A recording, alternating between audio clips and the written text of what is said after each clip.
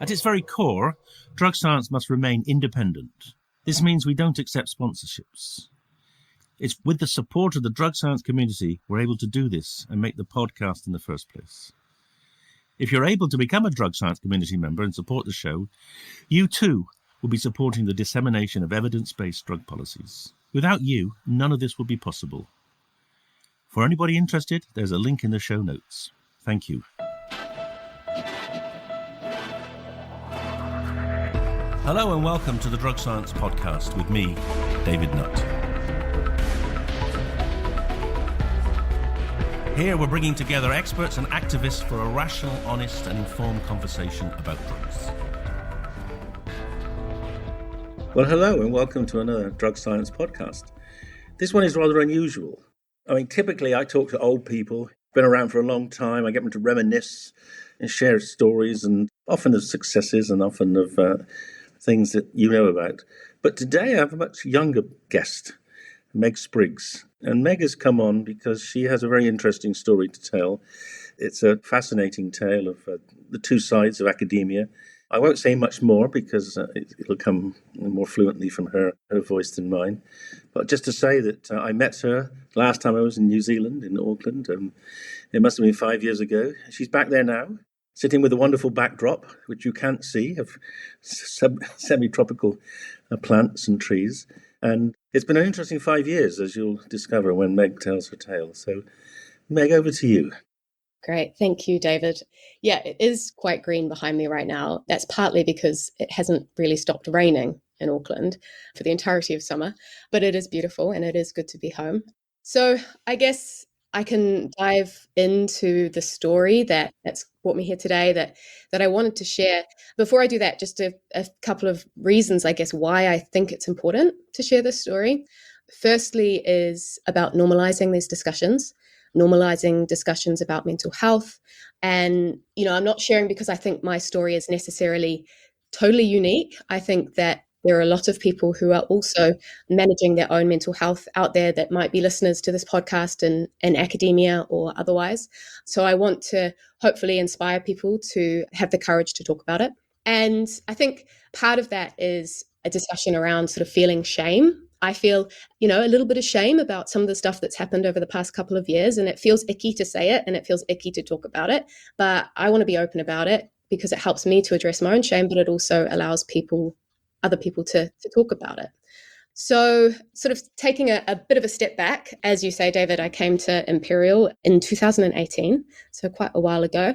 My dream was to start the psilocybin for anorexia trial. And when I was doing my PhD in Auckland, I was watching the research happening at Imperial in the depression studies, and I just really felt like doing a trial in anorexia was something that was really important and really needed to happen. And I met yourself, David, and Robin, and I somehow managed to weasel my way into getting a job with you. Well, that wasn't difficult. Let's give credit where it's due. You did come with a boat with an enormous enthusiasm and a great knowledge, and also a very good CV, and also some skills, which we didn't have. So, you definitely didn't weasel your way in. You came in full frontal. I worked hard, and it really was a dream, and it has been a dream being at Imperial for 4 years and starting the anorexia study. I mean, the fact that we got the study off the ground is incredible, and the people working on the trial are absolutely incredible. So I'm so grateful for that. And we're grateful to you. Can I put that on record? We're grateful to you for coming and getting it off the ground as well. Yes. Thank you. So I guess what the audience can probably guess right now is that, my dream to start this trial didn't come out of thin air, that I have a history of a very serious and life-threatening eating disorder of anorexia, and that I also have a history of severe mood disorder of depression. And I think that, when I moved to the UK, a certain series of events was somewhat of a perfect storm that led to a bit of a decline for me. So obvious things being COVID and isolation, but also, being far away from my family and feeling all sorts of pressures. And I guess being in isolation for such a long time made it easy for me to hide when I was struggling with both my mood and my eating disorder. For a long time, though, I think I was only really treading water. And in April last year, April 2022, it reached a point where I wasn't able to cope anymore. And yeah, this is the first time I've really talked about this. Well, can I just prelude that by saying I think you had COVID at least 3 times whilst you were running the study in the middle of the most difficult period of anyone ever trying to do any science. So, I think people should know that, you were very, very unfortunate with both COVID messing up your research, but also seriously messing up your health. I did. I mean, I managed to get COVID in March 2020. I mean, talk about high achiever. I got it first before it was cool. And I was hit really hard at that point. And I think that for me was a big turning point because I did become unwell from COVID at that point, which triggered a depressive period for me as well. But I was managing, but I was, slowly declining for quite some time. And in April, I reached a point where I couldn't cope on my own anymore. I felt like I was on a moving train that I couldn't get off, and I had to step away from work and I had to get some professional help. So I took quite a long period off work. And this wasn't easy because work is such a huge part of my identity, and it always has been. And I loved my job. I loved working in mental health research, and I'm so passionate about it. And I also felt like stepping away, I was letting a lot of people down. And as much as people tell me I didn't let anyone down, you can't help those feelings. But I also want to take this moment to acknowledge the people who are really important in supporting me through this time. So David, yourself being one of them, and David Arizzo. I mean, I couldn't have asked for more understanding, mentors and supervisors. Hannah Douglas and Kate Godfrey and Jennifer Danby were all such, huge supports during this time. And I am forever grateful to all of you and everyone at Imperial for supporting me to take the time that I needed to focus on myself. So 2022 was a difficult year for me, but, towards the end of the year, I was in a much, much better place. And I really started to get myself back on track. And this process has really helped me to determine what's really important in life, I think. And for me, those things are family, spending time with my husband, who is the greatest human being on earth, and my mother, who's the other greatest human being on earth, and all of my family. And so I made the decision my husband and I made the decision to come back to New Zealand. Although he's a Brit, New Zealand is a second home for him. And so we've been back in New Zealand for about 3.5 weeks now, and it is so fabulous to be home. Well, I can say you certainly look very well now. And I feel slightly embarrassed to say that, we were slow to pick up how much you were suffering during the course of those couple of years when COVID and the stress of the work and the complexities of trying to do work at a distance were really getting on top of you. So apologies for not being as observant as perhaps we should have been. And I think you're giving credit to the other team members for picking that up and helping you was important. Thank you for that. Yeah, and I guess it's these things it's easy to hide these things behind a camera when you're in isolation for a long time. But also I know that in speaking about it now, we can learn from this so that similar things don't happen again. And I also think I want to say that the role of work wasn't in the way that people might necessarily assume. It wasn't that I was triggered by the trial. I don't think I was triggered by the trial. I think it was the pressure. I think part of it was the pressure. And as you say, trying to get this trial running in when the world was all very uncertain. And what we know about people with eating disorders is that they don't tend to like uncertainty. And I definitely don't like uncertainty. So I think it was the sort of accumulation of these things that led to my burnout.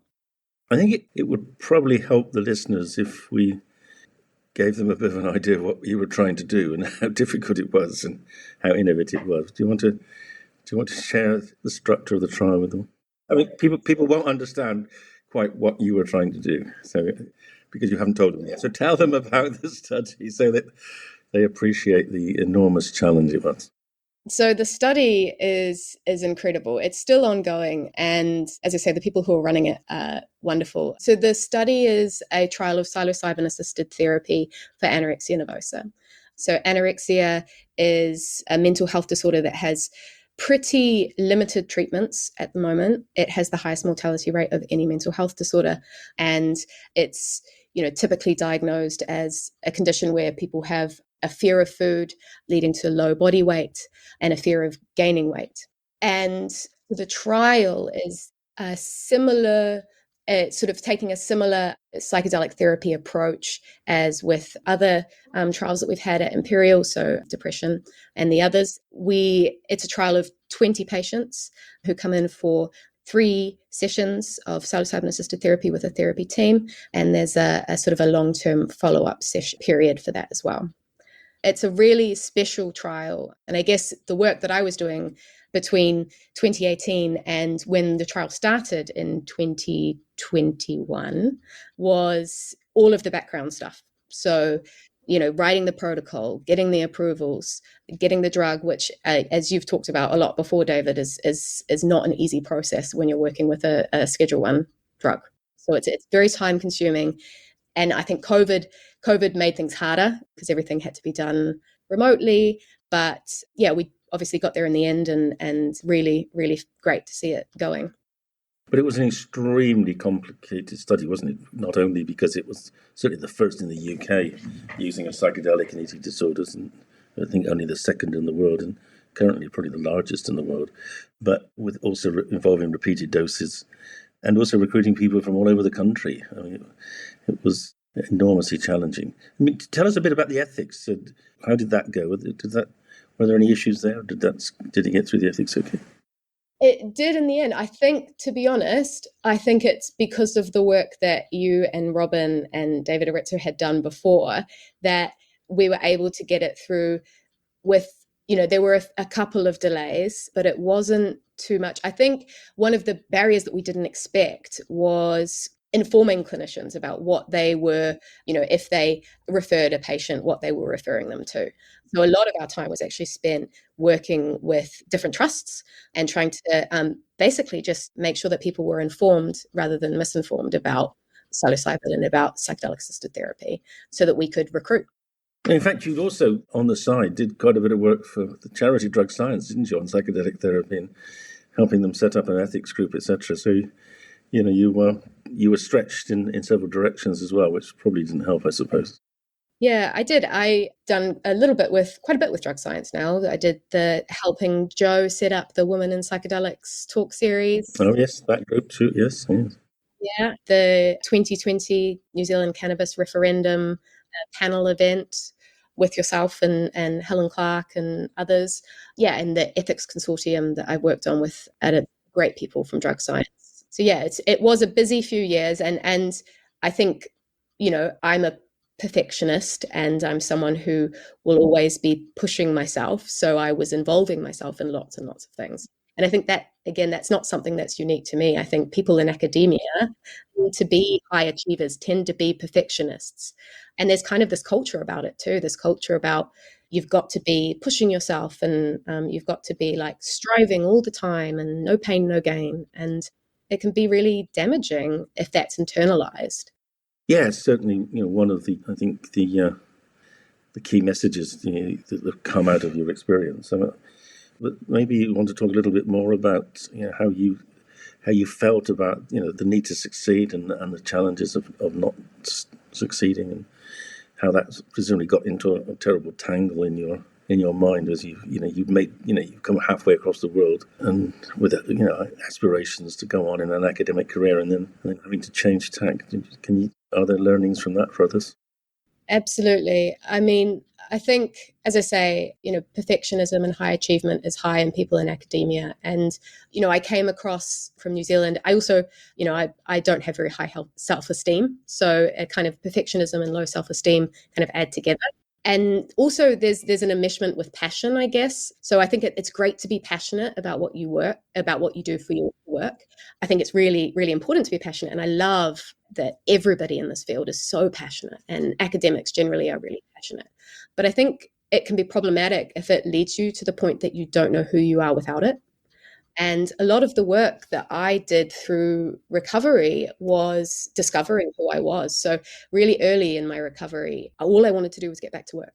That was all I wanted to do.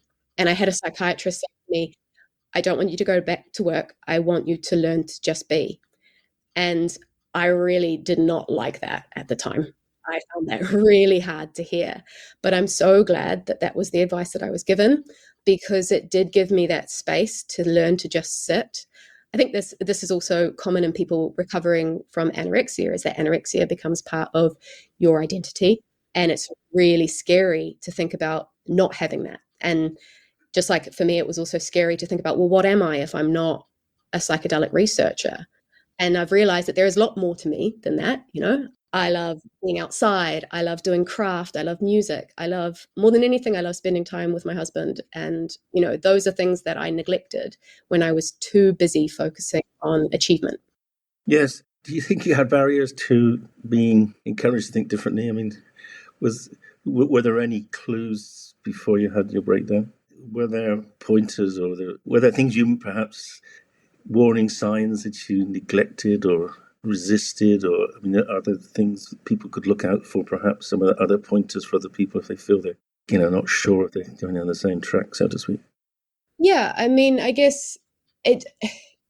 think when it got to the point that I wasn't able to, take a weekend without feeling guilty, I think that's something that shouldn't be the case. And I definitely realized as well in terms of my mentoring. So, I was mentoring students working underneath me, and when I was sending emails on the weekend and I was talking about, oh yeah, I spent all weekend, coding this analysis, ha ha ha. Those kind of messages get internalized. And I'm sorry to those students that I might have, that might have felt like they needed to then do that because I was doing it. So I think that having that work-life balance is really important. And I think moving away from this idea that having no work-life balance is like a badge of honor. Well, yes, I think it's a really important point you're making. And do you feel that many people, of your peers are in the same situation? They feel the same way? Yeah, I think in academia generally, I think there's the uncertainty of academia, in that, you're on these short-term contracts, 1 year, 2 year, 3 years, for a very long time until you can get a permanent position. Because of that, there's sense that you've got to kind of commit everything to it. And unfortunately, I have to say it, I think it's easier for men on average to do that than it is for women. And this is on average. I think for women, it's really hard because you do get faced with those decisions of, do I prioritize my work or do I prioritize wanting to have a family? And that's really challenging. And I think it's also hard for anybody who, for whatever reason, has felt unheard in life. So I think sometimes being successful in academia can sometimes be a matter of having the loudest voice in the room. And if you have a history of being unheard, whatever that reason may be, it's harder. It's harder to be the loudest. So I think it also fuels an inequality. And do you feel that your mentors and guides, like including myself, do you think we overlooked things? I mean, were there pointers that we should have picked up, or were we insensitive, or are there any guidance you could give to us as to how we might do better in future if we could? Yeah, I mean, I think it's important to say that there was no, like, I'm not here speaking about any particular organization or any particular individual. I think this is an academia-wide problem. So, and I do think that I had incredibly good support. I think one thing to do is, I mean, I don't have the answers. I wish I had the answers. I don't. But one thing is to start talking about it. Start talking about it and taking steps to create a more well-being oriented atmosphere. Practicing what we preach, really. Well, of course, that's the embarrassing thing, isn't it? We're particularly, I'm a psychiatrist, you're a patient expert. We're in a field where we should know more than we do know, in theory, more than anyone, and yet we still fail. And that's kind of rather chilling in a way, isn't it? That we actually allow other factors to dominate our thinking so that we're blind to what we should be seeing. Yeah. And I think there is an expectation in working in mental health that you must be okay. And I don't know if that's just me or if this other people feel that way, but kind of this expectation that, you have to be pretty psychologically solid to be able to tell other people how to be psychologically solid. But maybe what's more important is that we model that, that there can be bad times and maybe we need to use services. I mean, I'm on antidepressants, and I've been on and off antidepressants since I was in my early 20s. And I experience a lot of shame about this. I have done in the past. I felt like, if I need to take medication, then, I should be able to manage my brain chemistry well enough without it. And so the reasons that I've gone off antidepressants from time to time is because I felt I don't want to be on them. But that's never really ended well for me. So I'm on them again now. And I've come to terms with the fact that maybe I'm just one of those people that might need to take them for the rest of my life. And that's okay. And actually, I consider myself quite, lucky that I'm one of the people that medication does work for, because I know it doesn't for a lot of people. And that's why we do what we do, is to help people that it doesn't work for. But it's also okay to take them. Yes, I always think I find it's truly one of the strangest things, isn't it, about why people should be shamed or feeling shame about doing something that is kind of vital to their health. And do you think it's part of the mental health issue in a sense? No one would be ashamed of taking. Well, I'm not ashamed of taking my antihypertensives or my statins. So why would people be ashamed about taking antidepressants? Have you reflected on that at all? Yeah, I think, there's definitely this idea, and to some extent it is true, that antidepressants are being prescribed left, right, and center. There are times when I've been asked to go back on antidepressants and no one's checked in with me any kind of, safety information before giving them to me. But I think what that's done is it's fueled the stigma against them, because maybe some people are given them when they might, benefit from talk therapy, and maybe that could address things, or whatever the reason. I think that fuels the stigma against them. But for some people, they are necessary. And I think I'm one of those people that it's just, they are necessary. But it does mean that you feel like, and also I worry that it makes people think that I'm not able to cope, or I'm extra vulnerable or something like that. And I don't want that stigma against me. Yeah, no. So the message you'd give to other people who are uncertain about antidepressants, what would that message be? I mean, it's it's extremely common, I find, that people say they don't want to be on antidepressants, or they're frightened of antidepressants, and I do see, in psychiatry, you see people who resisted them for so long that their lives have been pretty much blighted, and you think, well, why would it be so much better if you just tried a long time ago? Because sometimes they're transformative. Then as you probably know, in New Zealand as well as in the UK, there are lobby groups that are very antidepressants for reasons I struggle with. I mean, what message would you give to someone, perhaps not the lobbyists, but to people of your age and your sort of background who are struggling with mental health problems? What would you say about medication or the perspective? I mean, I think my perspective is that medication, in my experience, medication can make the difference between me not being able to engage in therapy and me being able to engage in therapy. So sometimes it can just be that extra little leg up that you need. And as you said earlier, David, I think it's no different from taking, medication for your blood pressure or medication for diabetes or whatever. It's a chemical imbalance. And yeah, it feels, I can understand why people might be. As I say, I've definitely been reluctant to do it in the past, but for me, it's made such a huge difference in my life. And I'm grateful for that.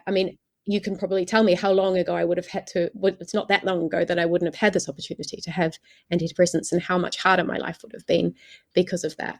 Yeah, there are side effects, but their side effects are better than the alternative. So I would say that they're not as scary as kind of the world makes them out to be. Well, actually, that's a very good and straightforward statement, which we can share with other people, quite, especially the modern ones, which are much safer. Than obviously people take overdoses or whatever. But you emphasised the fact that they facilitate therapy. So tell us a bit more about therapy and how it helped you, and what comments you'd make to others about seeking that kind of help. Sure, absolutely. So before I came to the UK, I had been in continuous therapy for 10 years or so. And it's always been for me a place where I can go and talk and unload and feel like I'm not being judged. And, I've worked with some incredible therapists over time. I've also, tried to see therapists that haven't worked for me. And it's been a matter of saying, actually, this relationship isn't going to work for me. I'm going to try someone else, which can be a really hard thing to say, but an important thing. When I came to the UK, I didn't seek out initially a therapist in the UK to see. And I think that for me was a mistake. I should have been seeing someone. I think that contributed to what happened. Since I've, gone back into treatment, I have been seeing a therapist again, and that's so important. It's so important to be able to have that space, I think. And to me, I see sort of being in therapy as I feel like it's kind of like having a GP, having a therapist. Like everyone should just have a therapist that they can just go and talk to. It doesn't necessarily need to be a big thing. It should be seen as a positive thing rather than a sign of failure, you're saying. Yeah. Exactly. I really value that time to just talk and just be with someone. The transition from doing what you were doing, which was amazingly challenging and difficult and stressful, to stopping. How did you deal with that? I mean, that must have been... How did you stop opening emails? Share insights with us, because most of us wouldn't be able not to do that. How did you manage it? It was hard. And to be honest, I still haven't opened a lot of the emails that I got. I haven't gone back through my inbox because that would just be not worth it. It's hard. Switching off is hard. I think, as we've discussed, it's, when you're in that zone of your whole world is your job, it is so hard. I mean, you've gone through this recently, haven't you, David, when you had to take time out for your knee surgery? I mean, did you stop opening emails? Oh, I'm totally putting you on the spot and calling you out. Absolutely not. That's my problem. That's why I'm looking for guidance. Yeah, I mean, I think the way we expect things to work these days is to have a reply instantly. And it hasn't always been that way. And why does it need to be that way? There is some stuff that's important, but I know that if it's really important, someone will get in touch with me another way. The people who are important know how to contact me another way. So just relying on that. And it's hard at first, but I think it quickly becomes more normal. So what's your attitude to emails currently in your new state of mind? I'll just give you a tip before you answer that. So one of the strategies I have been working, well, I suppose the only way I've managed to somewhat curtail my inevitable link to Imperial College was actually to make sure not to have the Imperial emails on my phone, because it jammed them up so much I couldn't have them anymore. And that worked out quite well. So then basically I would do my emails at the end of the day or something, so they weren't continually churning through. I found that actually was quite liberating. But what strategies do you use today? Do you time limit, or do you? Yeah, I don't have my emails on my phone, and I don't check them when I'm outside of kind of that zone of being in kind of a working zone, whatever that time period is. That's going to be different for different people, but I think that's really, really important. And, when I look back at the last 4 years, the thing that I don't want to regret things, but the thing that I do, I don't want to use the word, I can't think of another word other than regret, but the thing that I regret is not that I had, a burnout. It's all of the time that I missed spending time doing the things that are important. So doing the things like spending time with my husband, who was so incredibly supportive through all of this. But I feel like I let him down in that I wasn't with him as much as I should have been. And, one of the whole reasons we moved to the UK was, one, for the jobs, but two, because we thought, we can travel. Obviously, COVID made things difficult, but part of me was almost grateful, because then I was like, oh, well, I don't have to manage now having to think about having a life and work. I just focus on work. And I can see that a lot of people have struggled to get out of that mentality coming out of COVID, to again be able to have that flexibility to go out and have a life. Some people are still caught in this kind of COVID-like mindset, and particularly from working from home. I think that also makes it easier to, or harder to switch off if you don't build. Sometimes, like, I need physical barriers between me and my workspace and my relaxation space. COVID had, it was very strange, because it did allow people to spend a lot more. Well, we know people spend a lot more time in front of the computer, And at one level, you seem to be more productive, but at another level, you were clearly losing out on a lot of important things, like actually seeing people in the flesh and realizing, that they're more than just a little image on the screen. As good as your resolution is, it's not like the real thing. Yeah, it's not. And getting out and enjoying life. And, there's a lot of evidence now to support the 4-day work week, and that you don't lose that much productivity. Maybe that's the direction we should be working towards.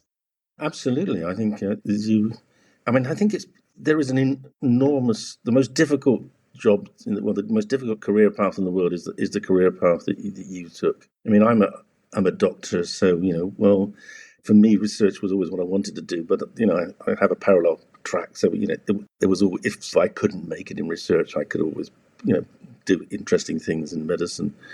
But full-time research is truly so challenging, especially as funding is getting more strict and more stringent, and opportunities are lessening because, for various reasons, there are fewer and fewer positions. It's an enormously difficult area to be in, and I have enormous respect for people like you, who had the drive and ambition to do it, but I don't know quite how we can best help them. I mean, do you have any sort of more general messages to politicians or funders, or what sort of advice would you give to society to make it better for people who want to be full-time researchers? It's a hard one. I'll start by saying that I think one of the things that I've really struggled with is the idea that leaving academia is kind of seen as something like a failure. So I've actually had someone say to me, oh, academia spat you out. Really? Well, I hope you spat back at them. It's not that academia has broken me. I'm choosing to walk away. And that doesn't make me a failure. But there's this idea that if you do a PhD, if you don't follow the academic route, then somehow that equates to failure. But it's not. It's just a different path. How can we make it easier? I guess maybe it comes from outside, as you say, politicians and society, but also maybe from within, supporting each other and, creating an environment that's more conducive with balanced life. That can come from within. I mean, I wish that there was more money for research, that it was easier to get funding, all of these things. We need better mental health treatments, and that's what brought us into this field in the first place. And there's so much research that desperately needs to be done, and I think all researchers really believe in their cause, and that's so great.